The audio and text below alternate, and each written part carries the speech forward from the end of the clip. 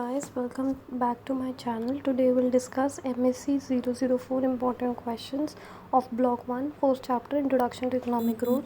First question is, define economic growth. How is extensive economic growth different from intensive economic growth? So economic growth means increase in amount of goods and services produced per head of population over a period of time. That is, economic growth is defined as sustained increase in per capita national output or income over a long period of time. Now, for economic growth of a nation, the rate of increase in total output must be greater than the growth rate of increase in population. That is, rate of increase in output y should be greater than rate of increase in population growth rate, that is n.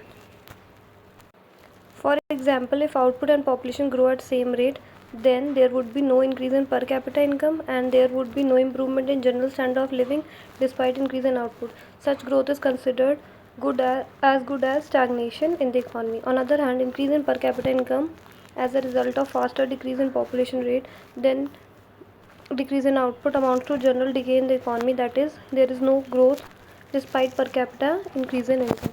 Thus, economic growth implies increase in per capita income along with increase in population. Another feature of economic growth is national output should be composed of goods and services that satisfy maximum of wants of people. Also, increase in national output must be sustained over a very long period of time. So this is what economic growth means. Now we'll differentiate between extensive economic growth and intensive economic. If you guys want, you can take a screenshot of it. Now, extensive growth refers to growth in total output of the economy, whereas intensive growth refers to growth in per capita level of output.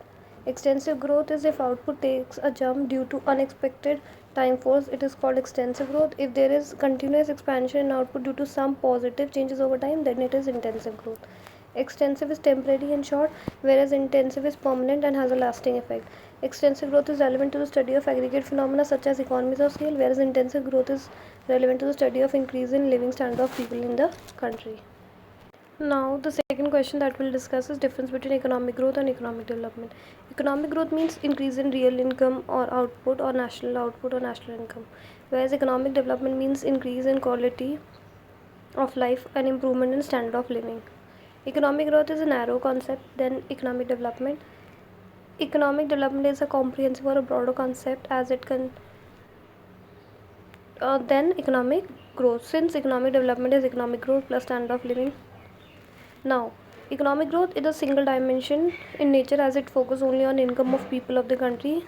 That is, it is concerned with increase in national income or per capita income, whereas economic development is multidimensional because it focuses on income of people and improvement in standard of living of people of a country, that is concerned with both income and structural changes. Now, economic growth is a short term process, whereas development is a longer term process.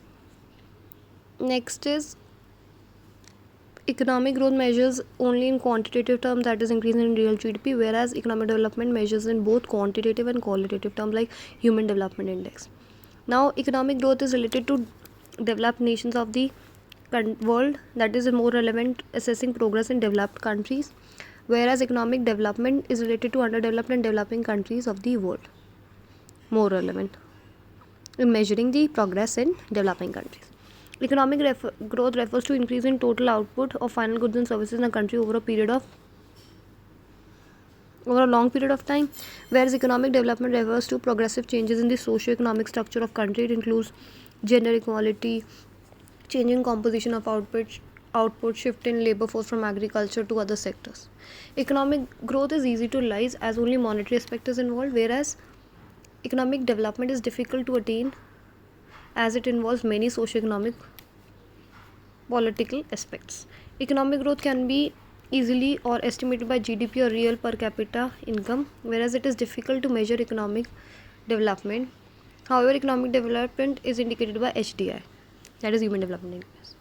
Economic growth can take place without economic development, whereas economic development cannot take place without economic growth. Indicators of economic growth: GDP, GNI, real per capita income. Indicators of economic development are HDI, physical quality of life index, PQLI. Economic growth is a means of development, whereas economic development is the ends of development. So the next question is, discuss any three advantages of economic growth or important significance of economic growth. Certainly there are many advantages of economic growth. That is why it has always occupied such a high level priority in all planned documents. It increases better standards of living in materialistic terms. It allows people to expand their consumption pattern from basic to education, health, research, tourism, etc. Poverty elevation can be best done through higher rates of economic growth in the country. This is called trickle down effect. Trickle down effect is very important. So ठीक है, as the economy grows, the benefits of growth trickles down to the all sections of the society, and hence gradually poverty gets elevated. Higher rates of economic growth will lead to higher level of per capita income, which would lead to reduction in social conflicts arising from arising for housing, better wages, health, education, and other amenities. Next is high level of economic growth might help human beings to spend more on research and development R&D, and it might help increasing life expectancy, getting cure for many diseases, and expanding control over resources.